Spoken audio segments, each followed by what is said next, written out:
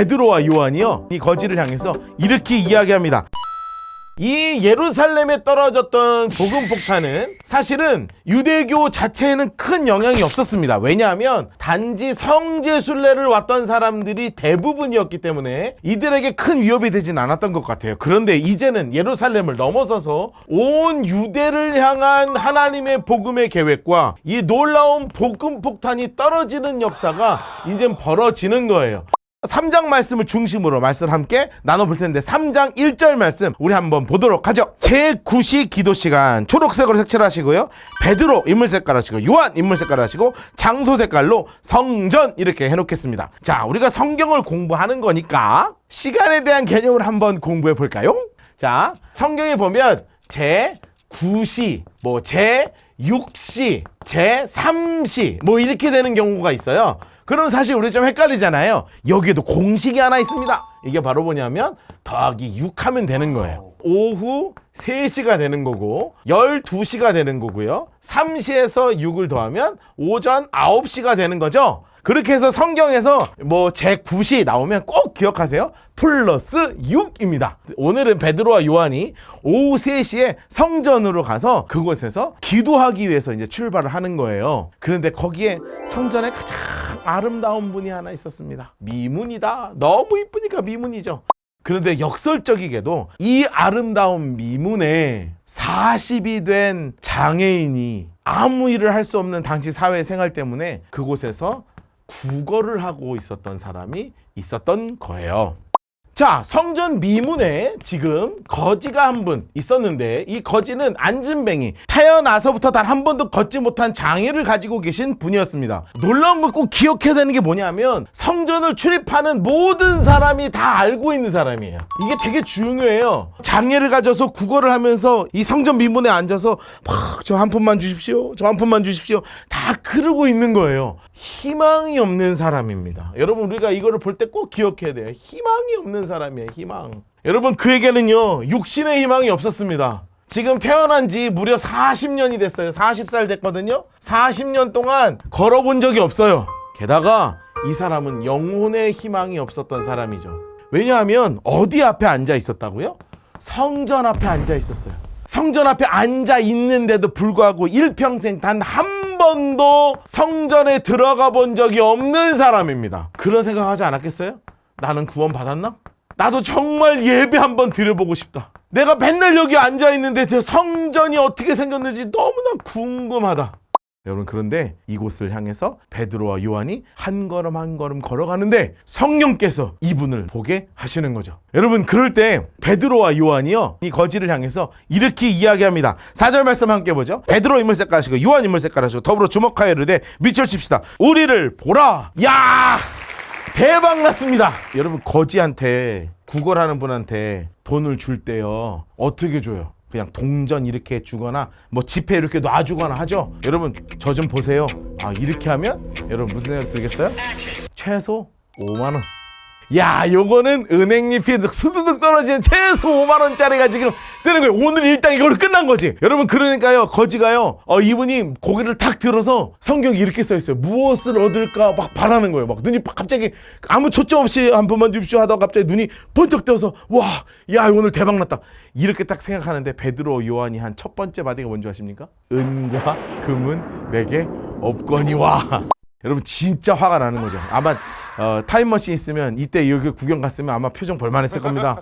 이게 지금 날 그지라고 지금 날 이렇게 막 올라오는 이런 상황이 되는 거죠. 그런데 진짜로 예상도 하지 못했던 이야기가 베드로와 요한 입에서부터 나오기 시작합니다. 은과 금은 내게 없지만 내가 나사렛 예수 이름을 명하노니 이 자리에서 일어나라. 나사렛 예수의 이름으로 일어나 걸으라. 할렐루야! 막 발목에 막 한 번도 느껴보지 못했던 감각이 막 올라오지 않았겠어요?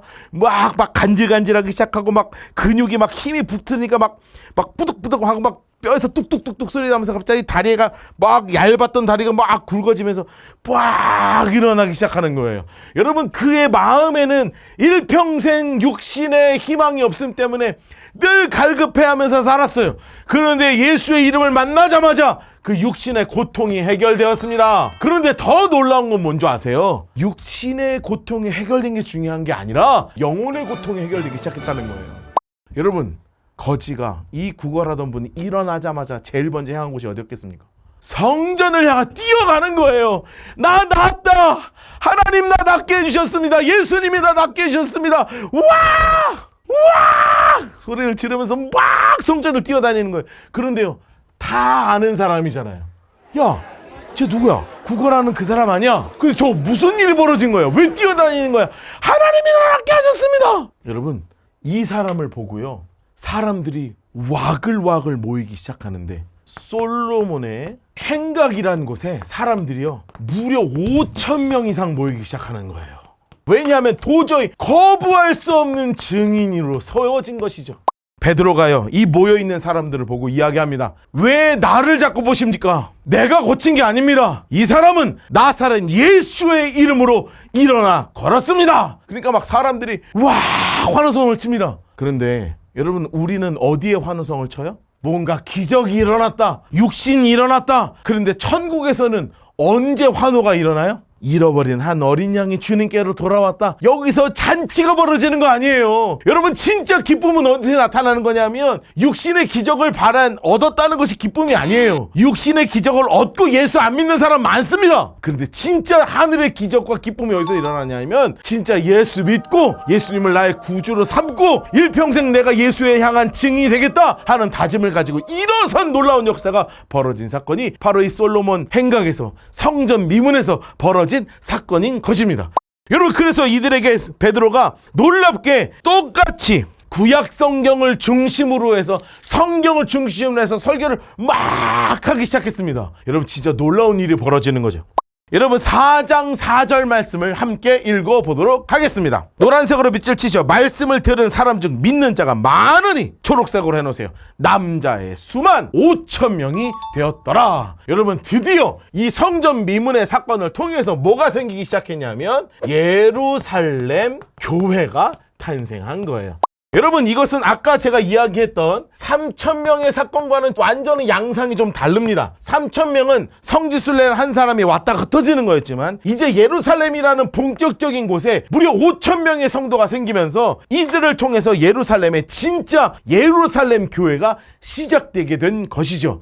여러분, 남자만 5,000명이었어요. 그렇다면 여자까지 하면 거짓 10,000명 가까운 교회가 갑자기 생겼다는 건 그 당시에 예루살렘에 사람이 그렇게 많지 않았습니다. 유대교의 지각이 변동되기 시작하는 거예요. 여러분, 지금 대제사장들, 서기관들이 잔뜩 모이기 시작했습니다. 5절 말씀 함께 볼까요? 이튿날 초록색으로 해놓으세요. 관리들, 장로들 인물 색깔 합시다. 서기관들. 6절 말씀 보면 대제사장 안나스, 가야바, 요한, 알렉산더 및 대제사장의 문중 밑줄치대 다 참여합니다. 지금요, 유대교의 근간이 흔들릴 만한 사건이 벌어진 거예요. 사람들이 이야기하는 거죠. 야, 너 지금 누구 이름으로 얘기하는 거야? 왜 이런 짓 하는 거야? 그런데 더 이상 말할 수 없는 게 옆에 완벽한 증인이 서 있거든요. 그리고 나서 예수님을 사형으로 이끌었던 그 장소에 베드로가 서서 그 어마어마한 서기관들, 대제사장들의 온갖 문중에 화려한 옷을 입고 있는 그 사람을 향해서 베드로가 고개를 뻣뻣이 들고 이렇게 이야기합니다.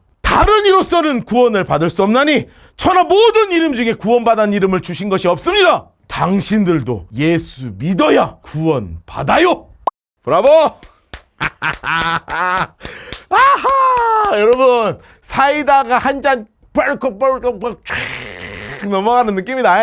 여러분, 예수님을 죽였던 그 수없는 사람들 앞에 베드로가 뭐라고 선언하냐면 천하 그 어떤 이름이 있다 한들 예수의 이름으로만 구원받을 수 있습니다.